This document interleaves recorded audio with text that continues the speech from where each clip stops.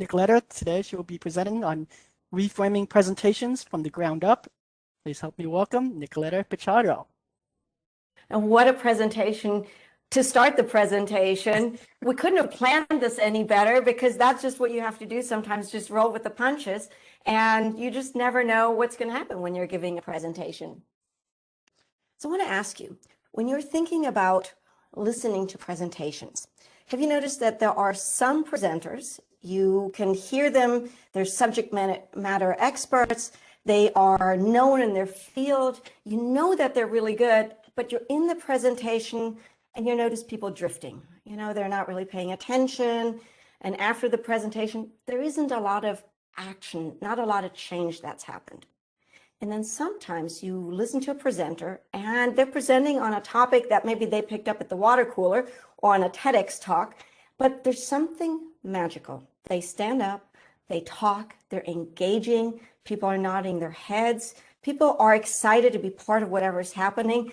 And there's something that this presenter is able to create that has nothing to do with skill, but maybe you've even been in that position. It sometimes leaves you feeling a little bit frustrated because you know that they're not the subject matter expert, but they've got that touch to engage the audience. Now put that in the chat if you can relate to that. The difference of presenters that has nothing to do with what kind of subject matter expert they are. And that's really what we want to look at. And somebody's put in there, yes, definitely. There are some people where I've seen that difference. And maybe you've even been that person listening listening to the presentation, sitting there going, what is this person talking about? This isn't, none of this is right. But somehow they've got the audience in a way that no one else can. And today, that's what we really want to talk about, because it's not enough to be really knowledgeable. I mean, there's a difference between a training session and a presentation. And when you are giving a presentation, there's a reason for it. There is something that you want to create. Maybe you want to have a shift happen in your clients. Maybe you're putting yourself out there because you're building a business. Maybe there's something happening in your team. But for most people, it's not just about standing on the stage and presenting. I mean, some people like that too. But the key is in creating a connection with your audience, in the ability to take them on the journey when you're presenting, so that you then have the ability to take them and move them forward into taking some action. And that's what we want to look at today, so that when you leave this presentation, you have some of those tools, because that's really what effective communication and presentation is about. Now, again, we're not talking about training modules, but really the kinds of presentations that most of you are doing all the time. My name is Nicoletta Pichardo, and I had my start in counseling and in therapy until I switched to professional coaching in 2009. And the thing that really stood out for me is that I would work with these amazing people, CEOs of STEM companies, leaders that were in charge of entire regions in the United States or here in Maryland, and they had all these great letters behind their names, but that was not translating into the kind of results that they wanted in life. And then there were those people that, you know, had a great idea, didn't have the training, didn't have the, the backing, but they just went for it. And I got really curious. So what's the difference? What's the difference in mindset? And that's really what I focus on, because our mindset, and one of the other presenters touched on that, the mindset has so much to do with how we experience life, what we see as possible, where we see barriers, and how we engage with people. And not just with people, but our own conversations, whether we are encouraging ourselves to do something or whether we're holding ourselves back. And so that's really what I'm dedicated to, and helping my clients really look at that mindset, that inner talk, and shifting that to help them really break through some of those barriers, those limits, those risks that maybe are keeping them from playing small, so that they can reach those bigger goals. And I do that through one-on-one coaching. Just in the digital world like this, I do workshops and trainings, and it's always with the same goal, helping people shift into bigger and goals that are more meaningful to them. And today we're going to look at that same sort of concept. We're also bringing that mindset into the world of presentations. And when we think about a presentation, we can think of it like a frame, a picture frame, if you may. And certain things happen. Now, when we teach the longer presentation skills, we dive into these different points a little bit more deeply. So some of these may be familiar for you, but we're going to look at them from a different perspective. We want to look at how to start a presentation. And I saw that somebody put that in the chat of simply starting a conversation, of starting strong. So we want to look at what are some reframes, some shifts you can create so that your next presentation starts off a little more strongly.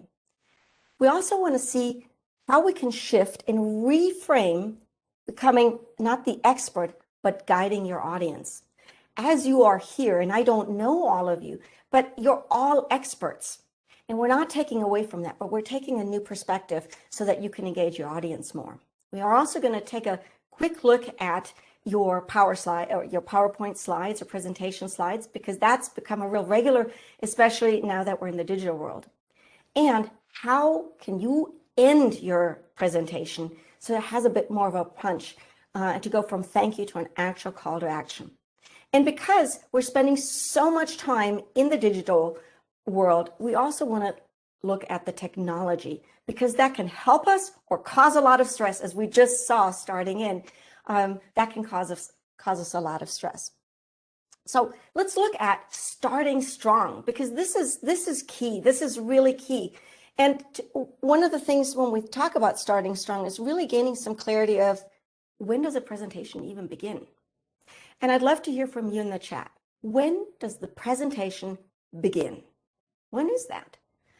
So I'm curious to see what some of your thoughts are on starting a presentation. The moment the speaker takes the stage, as soon as you walk in the room, when the audience lights up, that's a good one. The introduction with a question mark.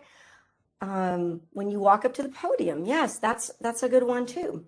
And this is actually a trick question. When you decide, there are lots of really great answers here. At the time of the meeting, when the audience arrives, yeah, all of those are right. And they're really two starting points to your presentation. Yeah, somebody just said it, maybe even before your presentation, you're spot on. Your presentation really has two starting points. The first time your presentation starts is when you commit to doing the presentation. When somebody says, hey, are you willing to do this presentation? And you say, yes. And maybe it's not, somebody said the agenda, that's right. When the agenda is sent out, that's when your presentation starts. Yes, and you're diving into the topic. So sometimes you're being voluntold that you'll be doing the presentation, maybe within an organization, and sometimes you're volunteering. But whenever you make that commitment, just as that person said, yes, when the agenda is sent out, when you say yes, your presentation starts. And this is really important, because sometimes, especially if we don't enjoy speaking so much, if it's not one of those things that we are really excited about, not being in the right frame of mind when you are working on your presentation can really get in the way. A client that I worked with a while ago, she was the president of a small company, and company wasn't doing so well. So she thought, it'd be really great. And they were having this big meeting 6 weeks down the road. And she said, I want to just motivate them. I want to give everyone hope. I want to let people know that we are having things in place, and I want to have a motivational and a speech that inspires people to get excited again. But here's the thing. Every time she sat down, she said, okay, all right, what are the right words? No, that's not a good start. Not a good start. Scratch it out, scratch it out. And pretty soon she was putting it off. And then it became this thing that she had to do that was on the calendar. And every time she looked at it, she was filled with stress. Maybe some of you can even relate to this. And then all of a sudden, the time got shorter and shorter. And instead of being motivational, she was stressed when she was thinking about this presentation. And when she came to me, she did manage to put some words on there, but they felt very empty. When somebody says to you, don't worry, things will be fine, not so inspirational. So she was missing that part of motivation that she was so hoping to bring into the presentation. So every time you're working on your presentation, be mindful of what's the energy that you're bringing into the presentation. So I told you that there are 2 times that a presentation starts. And the first time is when you're committing, when you're saying, yes, I'm going to do the presentation. And whether that's because you want to do it, because you've been told to do it. But there's a second time that a presentation starts. And it's not when you're going to the podium. It's not when you're starting speaking. It's no later than 10 minutes before you're giving this presentation. Why? You want to get yourself in a good mindset. You want to put the energy on that you want your audience to feel. And there's a real shift when you're going and you're ready versus saying, okay, hold on. And maybe you've been in presentations like this. Let me see if I can start sharing. Hold on just a second. Can everyone see me? We've all been there, but just to be present that you're missing some valuable connection time when that happens. And that in fact, you are already in the presentation. And we had a glitch here. And yes, I wasn't sure if it was just me. That did scare me a little bit because I always have two computers on, but I was ready. I was ready nonetheless because I was able to get myself ready.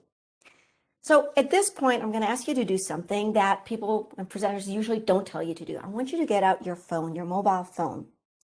And I want you to open your photo to take a selfie, so your camera. And I want you to take a picture of yourself. Now, don't worry, I'm not going to ask you to share this with us. I'm not going to ask you to post this, but we will need this in the presentation. So I'd like you just to take a selfie of yourself, put your phone up, look in the camera the way you would when you start a presentation. Don't think about it, lift up the camera and just take a snap of yourself. I'll give you just a moment to do that, and you can give me some thumbs up if you've had enough time, or just tell me, yes, you're good to go, because we will need this photo down the road. Are you snapping away? Can I see some thumbs up somewhere? Okay, great. Thank you for letting me know. I see some thumbs up here. All right, so I'll keep going. And we'll get to this, and you'll see why this was an important exercise to do. Thanks for letting me know. Because when you're presenting and you're missing out on those first few key moments, you're really missing out. And here's the question. How long does it take to make a first impression? And by the way, there's no difference between a first impression in the digital world and a first impression in the real world. But take a guess. How many seconds or minutes, or how long does it take to have a first impression? Take a guess. 10 seconds, 5 seconds. We've got 10. Yeah, people are giving us a lot more time. 3 seconds, 1 second. So you're right on that. It is very, very, very brief. And so the first impressions count. And there are some studies, I've read studies from 1/10 to a second to 30 seconds. And you know yourself that instantly you make a decision about your presenter, about how you feel about them, your expectations. And this is why it's so important not to miss out on those first few seconds. Now we're going to do something together because this is really important stuff that we don't think about so much. Sometimes we give presentations when we've been sitting for a long time.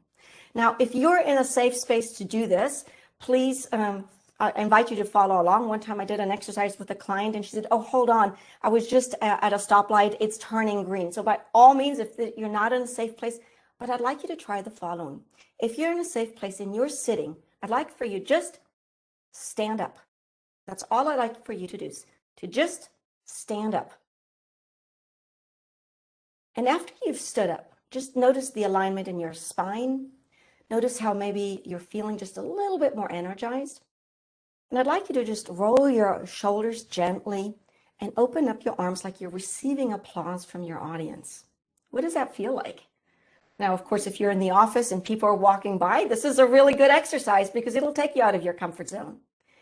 But just notice the shift of energy just by you standing. And especially if you are not somebody who enjoys giving presentations, I have a lot of people who come to me and they say, yeah, I would if I was just a little bit more confident. And by the mere fact of just standing, opening your arms and doing that before you come out, these are in the 10 minutes before you're going out, you can increase your confidence. And actually, there's been some study on the Superwoman pose. You might have heard of that, where you put your legs hip width apart, your shoulders are in a confident position, and you put your arms by your hips. Just stand there and feel the confidence. By doing that for 2 minutes, that changes actually the physiology and the chemistry in your brain. So that can help you to feel more confident. Also, the thoughts that you're having are going to change because you're increasing your confidence. Now, one last thing about confidence. If you're the kind of person who's shying away from giving presentations, and presentation, by the way, could be anything, we're usually focused on ourselves. A lack of confidence or nervousness is really about me, us, ourselves, wanting to do a good job. But when you focus on wanting to make a difference in your audience, maybe you've got something important to share about some changes in your organization or something that your team is going to miss out on. But when you focus not on yourself, but the difference that your presentation can make in the people that you're speaking to, that's a shift as well and can help you to increase your confidence. And confidence we could have a whole session on, because that's something that I coach on a lot, because we all have these areas that we're holding back on. So feel free to have a seat if you were standing up. And here's the first time I'm going to ask you to look at the phone. And just to see the picture that you just took of yourself, what are you noticing about your face? Are you smiling in the picture? Are you frowning a little bit? Do you look worried? The way you're presenting yourself can make all the difference. There are lots of studies that look at smiling. There's even a theory, it's called the facial feedback theory, that when you're smiling, it changes the way you feel. And when you feel differently, it changes your pitch. And that can be felt by your audience as well. So take a look at the picture that you took of yourself, of that selfie, and just get really curious. There's no right or wrong, but just notice some of the things that you're seeing in this picture. Once we have the confidence, we need to start we want to start our presentation. And you're all in here and have an expertise in something, whether it's in an area of life, whether it's in your department. But what do you notice when you think about someone who's an expert giving a presentation? Again, we're looking at presentations, not so much training sessions. But when you think about an expert, what do you think about this expert? How do they show up in a presentation? Do they invite you for dialogue, for example? And feel free to share that. Do they invite you for ideas? When we show up as the expert, as we sometimes do, and we are, but when we show up that way in a presentation, that usually means that we're talking at the audience. I have the answer, you need to listen. Oftentimes, when we're speaking like an expert, it can sound very prescriptive, very judgmental. And there typically is a very low engagement level from your audience. And so we've all felt that sort of expertise and that push against when somebody's telling us, you need to do this, you need to do this, and maybe even feeling like this person isn't listening to us. So yeah, that's right. That's how we're going to create that shift. I'm just seeing in the chat that somebody was talking about storytelling and references. Exactly right. That's how we're going to create that shift. But I want you just to lock in what it feels like to listen to an expert. And in order to do that, I'd like you to just lift your left arm, kind of almost, mid height, and tilt your hand so it's facing towards the side wall. I'll give you a moment to do that if you're in a safe place to do that. And now take your right hand, also lift it up about shoulder height, not quite so high. Now the palms of the hands are facing each other. And I'd like you to just really press with your right hand against the left hand. What are you noticing when you're pressing against your left hand? If you're trying this exercise, what are you noticing when you're pressing against the left hand? Resistance, absolutely. Resistance. Anything else that you're noticing? And that is absolutely right. I'm telling you, this is what you need to do, what you must do. And we have felt that too, that like, why would I do that? I used to be in that department. I used to. So pressure, resistance, absolutely. Tension, and you're right, the release. And sometimes that release doesn't happen until after the presentation is over. So when we are showing up as the expert, we're setting ourselves up. So we want to shift. We want to create a shift and show up not as the expert, but the guide. And so some people are putting some really great things in the chat already, that we want to use storytelling. We want to invite people. Now, this doesn't mean that you are not the authority. You are the authority. You are absolutely the person who's in charge. It just means that you're touching people in a different way. And one of the things that we teach in my company is communication skills and effectively engaging in one-on-one conversations and in presentations like this, because that's where really the juice is, when you can engage people. So when you're showing up as the guide, it tends to be a lot more conversational. And there is an invitation. There's an invitation to try something out, to get some feedback. You're allowing for people to discover, and maybe you've even realized that yourself. When you discover something and you notice this is pretty important stuff, then it becomes something that you want to do. And that's why with a guide, there's high engagement. And with high engagement, sometimes there's a lot more willingness to take on something that felt a little bit risky before, because that feels like there's this psychological safety. It's okay, we're having a conversation. So those are the two things you want to keep in mind as you're putting your presentation together. When you are looking at putting your presentation together, I want you to think about the end. Before you write the first word, start with the end in mind. What is this presentation about? Am I informing? Is this a sales presentation? Do I need to convince somebody to take some action? Do I want somebody to sign up? Before you start writing your presentation, get really clear on what type of presentation this is, because that can make all the difference. Now, there are probably lots and lots of things you want to share in your presentation. And while there are many things you want to share, you really want to get focused on what is the one main point. Today, you're listening to lots and lots of presentations. This is an amazing day that you have today with so many feature presentations and learning and connecting. And there's so much, and we can't always remember it all. And especially if you're giving a longer presentation, ask yourself at the onset, when you are getting this ready for your audience, if they only remembered this one thing, what would it be? What would I want them to remember? We want to look at the power of three. Now, here's something important to remember. Everything that we decide on, every single decision that you make is an emotional decision, but it's justified with logic. So what does that mean? Even cybersecurity, IT, that's an emotional. We don't want our clients to get hacked into, but we justify with logic. Well, it saves us money. It saves us, it saves the company. There's security. But when you are thinking about the power of three, the three main points that you want to make sure that somehow you work in to support your main point, you want to make sure that you've put some things that are emotional, because you don't know your audience. You don't know who needs more emotional motivators and who needs more logical motivators. So you want to put in, at least in the power of three reasons why you're looking at this main problem. So for example, if you're having a conversation about being on time, you don't know how people are thinking about time. So you might want to touch on how that leaves people hanging when they're not showing up, how that's really so difficult for some of the other people, that makes them struggle. It makes the struggle in their meetings. But you might put something logical in there, that it's really difficult with keeping up with clocking in or clocking out. So different points that you would need to put in there to support why your main point is important. And you want to speak to different safety levels, both the logical and the emotional.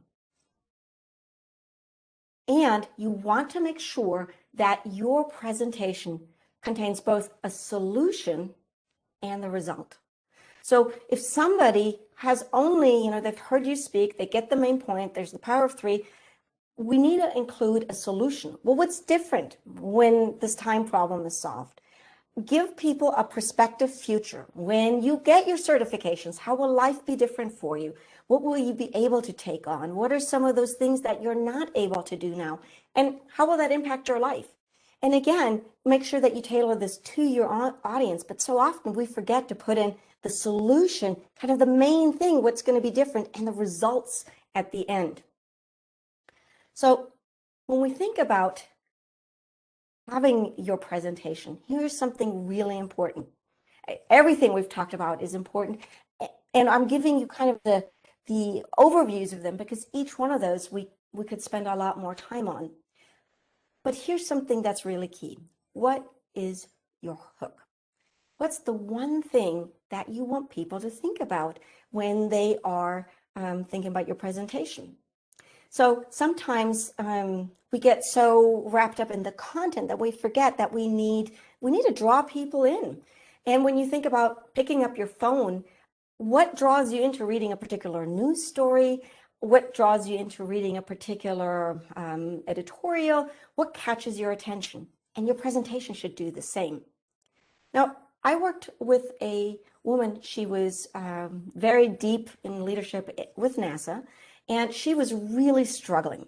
She was having these team leaders come in. They were having their weekly meeting, and she was not able to get some of the research that they were doing, and she wanted her team to take a different approach based on the research. And so she would come in, she would just say what she needed to say, and could tell that there was no action. There was people, in fact, the more she was doing this, the harder she was pushing, the more people were resisting. When she looked at, where are people, she noticed that some people didn't even really understand what she was doing in the organization. They didn't even understand her level of expertise, so she wasn't connecting with them. And she didn't really know from the perspective of the audience. So you really want to look from the perspective of the audience. And this is, again, important when you're creating a hook. So one of the things that you don't want to do is, just put out there, today we're going to talk about time management. For some people that could be exciting, but probably it needs a little bit more. A client that I worked with, he was in insurance, and he had an insurance brokerage company. And he said, every time I go out and I tell people, I sell life insurance, I get this blank look. And so I got really curious. I said, well, what is life insurance for? And he said, well, of course, it's life insurance is for, protecting people. It's about, showing up in those cases that you're no longer there. So he did some work around this and decided that what he wanted to try on is just to go out there and ask people, hey, when is the last time you thought about dying and what that means to your family? Now, people really paid attention. Would you pay attention if somebody came up to you and said, let me ask you, when's the last time you thought about dying and what that means to your family? He had people right away because it was a totally different way of looking at it. And he was saying the same thing. So think about, what is your hook? Now, there is one question that I forgot to ask you in the beginning, and that is, who in here even is a public speaker or considers themselves to be a public speaker? I'm very curious about that because that is an important conversation to have. So if you are considering yourself a public speaker, I like somebody who says, yes, that's what I want to be. When I ask this and I can see the tiles, we all do formal and informal. Exactly. Every single hand should be going up. Every single hand. And I've never seen that, because if you are having a conversation with anybody besides yourself, you are a public speaker. So we can just shift that mindset and take on, you're already there. And all these tools are here just to help you take it to the next level. So yeah, exactly. Aren't all PMs public speakers? Yes. And in fact, everyone's a public speaker. But when we don't see ourselves that way, that can get really in the way. Now, you are also a public presenter when you are networking. When you have your tile and you're sharing what you do, you're also a public speaker. So keep in mind that these tools are not just for the next presentation, but these are tools you can even apply for your 30-second elevator pitch. Now, I want to go back a couple more things that I want to say about your presentation and what's, one of the things that needs to go in there. So we've got the pain points, we've got the hook, and you also want to practice this just a little bit and be playful with it. This is also about having fun. Try out different things and just see how you're able to draw people in. So let's shift gears. We've talked about setting yourself up for success with some high energy in the beginning. We talked about really some of the core elements that a presentation needs to have. And really being mindful that the best place to start is in the beginning and asking yourself, what kind of presentation is this? We've added a couple of layers, and most of us are having these kinds of PowerPoint presentations. For most of us, it's one of those conversations about how much you put on a slide. And again, I'm going to make the distinction between a training and a presentation that you might be giving. So here's some actual slides, and I don't want you to think that I have any expectations of you starting to read this, but these are actual slides from people. So you can see, especially when we're in technical areas, we want to put a lot of information on there. Bare bone it. We don't have time. You need to make it easy for your audience, and we don't have time to read all this. And when people are spending a lot of time reading your slides, they can't connect with you. So you want to make it as easy as possible. Use colors and instead focus on how are people feeling. Now, there's one thing that I wanted to mention about, as you're starting this presentation, and really go with the hook, because this is something that I think is important for you to know, that when you are starting a presentation or when you're in a presentation, a couple things to keep in mind is to never, ever apologize, because that brings down your ability to connect. Even if you are late, if you are, just go with it. Just integrate and go. You don't want to start with good morning, good evening. It's fantastic to be here. Not all of that takes away from your hook. And don't spend time on flattery. If you're genuinely excited that you are here, that you're presenting, absolutely put that in. But we've all heard these, and ladies and gentlemen, it's a delight for me to be here. You're the most amazing group I've had the pleasure of speaking to. People see through that kind of flattery. Instead, if you are genuinely excited about being there, that's a different way to start. So when you're thinking about that hook, to make sure that you are coming from a place of authenticity and jump right in. You can use shock, so have a statistics. You can start with something like imagine if we're able to solve this challenge, or what if we solve this challenge. You can actually use time to your advantage. You can start your presentation in the past, and you can say, imagine if we were meeting here 10 years ago, how would we be addressing this problem? Or you can start in the future. Imagine we're coming back together here for this conference in 10 years, and everybody got that next level certification. How else might we run this meeting? So you can use time, the past or the present. You can also use stories, and somebody shared that in the chat. You can also use stories. So a woman I worked with, she was noticing, again, times and productivity is something that a lot of organizations struggle with, because keeping people organized, keeping projects moving forward. And she wanted to connect with her audience. So the way she started the presentation is simply sharing with people that there was a time in her life it was really difficult. Her husband had been diagnosed with cancer. There were some challenges with childcare, and it was so difficult for her to be on time. And so she really fleshed the story out a bit more. But what do you think that did to the level of trust, to the level of getting real in the conversation as they were starting that? There was a real connection between the speaker and the audience. So those are some tools that you can use for your hook and to be mindful of. And yes, I see somebody talking about balancing text and voice and interactivity. Absolutely. So in the longer sessions, we really talk about that, because you're right. There's so much we can use in an engaging conversation, which I like to call it. It's not a presentation, it's a conversation. You're right. It's the way we use our voice, the way we use our body. Some of the speakers, they are standing. I always stand when I'm speaking, because I feel like I am able to bring in a much different level of energy. When we think about the slides, there are lots of studies that talk about, how our attention span is getting shorter and shorter. I think there was one study that said our attention spans are shorter than that of a goldfish. Maybe you've heard of that. It's supposed to be 9 seconds for a goldfish, and we're even a little bit less than that.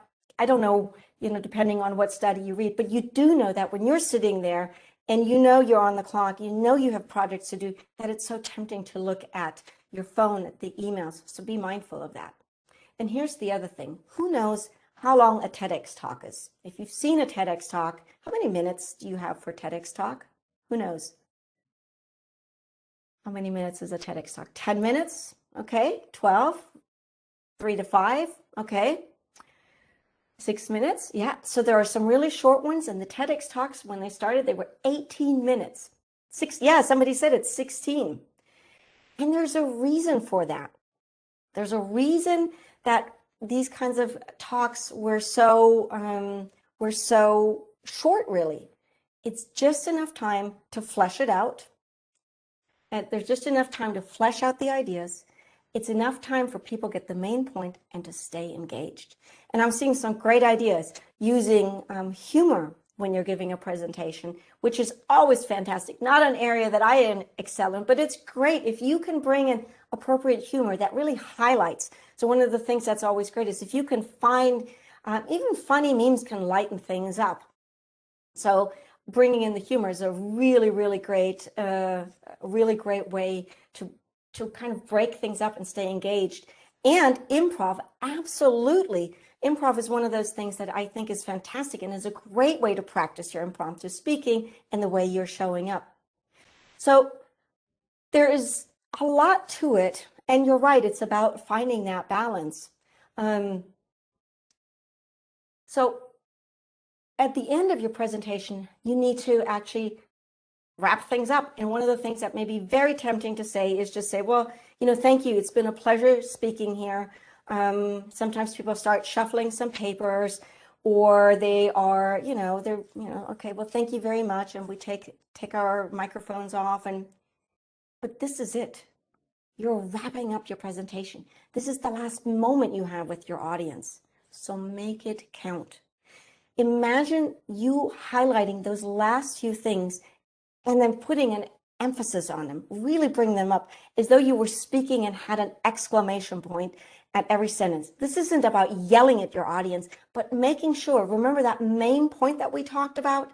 Make sure that main point, you bring that back into the conversation. So make it increase the energy at the end so that people leave your session feeling energized and knowing that, yes, I get this. I'm going to do something with it. Be clear on what you want them to do. So is it that you want them to sign up for something? Is it that you need to have people on a committee? So don't ask, it would be great for people to sign up, and change that into, here's the sign up sheet, please sign up. Don't invite people and say, if you're available, it would be really amazing to see you on Friday. Turn that into, join me this Friday as we're kicking this off. Be very clear, be specific, and let your audience know what to do. Because so often I see these great presentations, but at the end, it just sort of fizzles out. And this is your opportunity. You're here and you're presenting for a particular reason. So, and there are lots of call to actions. And even if your presentation is one to inform, leave people with a final thought, such as the next time you're reaching out to your phone, keep in mind that, whatever your main point was, or imagine making a difference by using less plastic, less glass, or whatever the point is. But keep it in such a way that people know what to do with the information, even when it's an informative talk. So there's one last area that I want to cover today, and that is low light and technology. We already saw the technology is fantastic when it works, and we're able to join, and so many people are able to join these kinds of meetings, which is fantastic, but it can really be a source of stress. So here are a couple of things to keep in mind for your next presentation. When you are presenting, we already talked about using the body to increase your energy, but you also want to look at things like light. Sometimes if you're practicing your presentations in the morning, very different light than when you're giving your presentation in the evening or at, at a different time. Sometimes when I'm working with clients who are in Asia, for example, there's a 13-hour difference between here, Washington, D.C. and to Japan, which one of my clients is there. When I'm giving a workshop there, the lighting has to be very different because I have no natural light. So being aware that the way you're able to show up, can people see your facial gestures? Can they see you smiling? Is the light bright enough? And at the same time, make sure that you don't have too much light. It's really about that balance again that somebody asked or mentioned about earlier, is bringing in that balance, but make sure that lighting is right. So I have behind me a ring light. The other thing that is a great light to use are one of these kinds of lights that you can get. They go right above your computer. You would attach it to a stand. Great way. It allows you to control the lighting for different times of the day. That's a great tool. If you don't want to go and buy extra lighting, you can just put some lighting underneath behind you, not in front of you. But whatever you do, pay attention to the lighting. The next thing is pay attention to the audio. Now that we've been digital for 18 months, we've all, adjusted and we've kind of modified the way we're doing things, but it can be tempting just to use our computer. So, yeah, the Luke Skywalker saber, that's right. It doesn't come with different colors, but it is very handy. When you're using the computer audio, it sometimes can be very clangy. I like to use a lavalier. They're not that expensive. You can get them on Amazon and probably many other technology websites. It can be really nice when you're giving a presentation. Today, this is more of a webinar, so I don't hear you a lot, but if you're giving an interactive, it can be helpful to use two different systems. So to have one system just for talking into and having another, maybe your earpods for listening to your audience. So audio is really important, and also pay attention to the sounds. Now for this, when I'm giving this kind of presentation, I want to make sure all my fans are off, any kind of noise distraction that I can control. Now, my office is close to a fire department.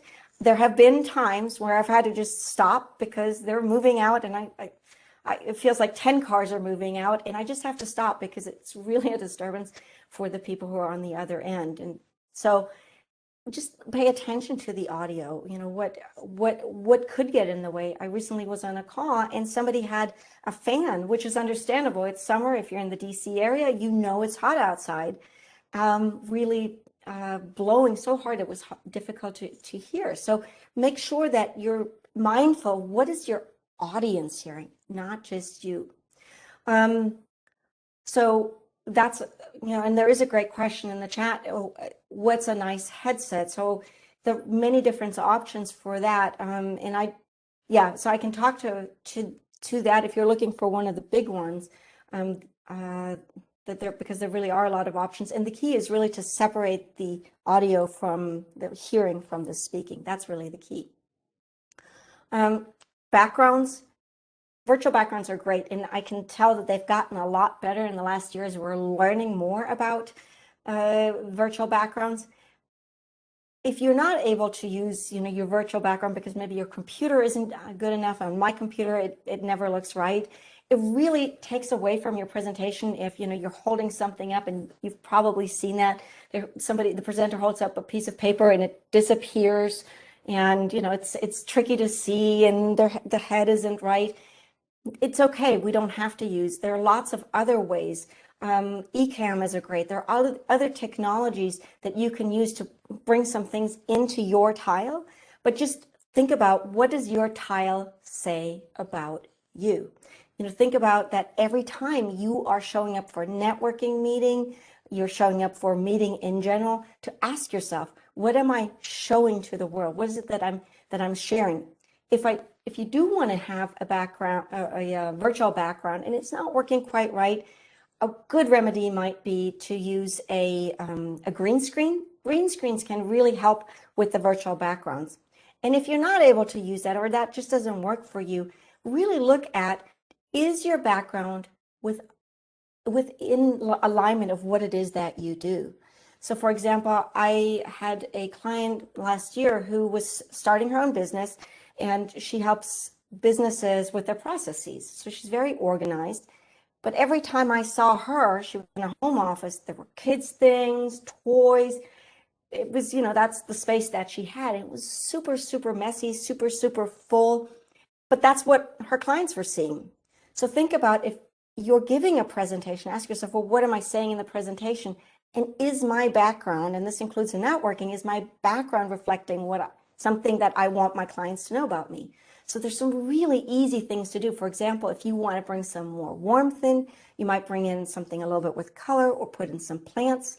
One client that I worked with, she had this huge bookshelf, which looked amazing, especially if you were a librarian, but it was all messy and it really just distracted from her. So one of the things we did for her is that she organized her books by color. So now when you looked at her, it looked very neat. And it was really interesting. She had this background with white books, green books, red books, and it was sometimes a conversation starter because people would ask, what are the red books? And so it was a great way for her to connect with people, because that's what it's all about.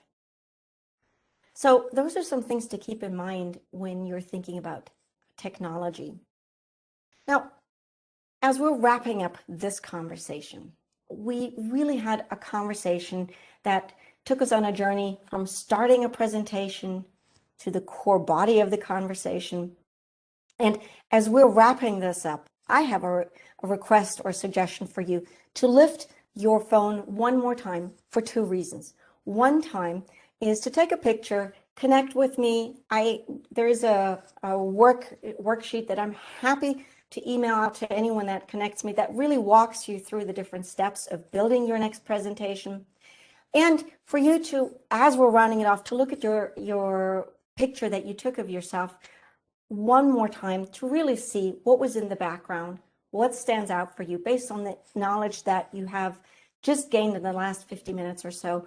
What is it that you would like to change or adapt? And here's the thing. In this journey that we took together of how to create conversations and presentations that allow you to connect more so that you have more impact, there was a lot of information. And so here's my final request. Think about everything you learned today. You'll be going to more sessions. There'll be more things to remember. Make this stand out for you and commit to yourself to one item, only one thing that you're committing to right now that you want to change in your next presentation. And see what happens when you start adding only one thing at a time every time you're giving a presentation. Because wherever you are on your speaking journey, it's the perfect place to start and take it to the next level.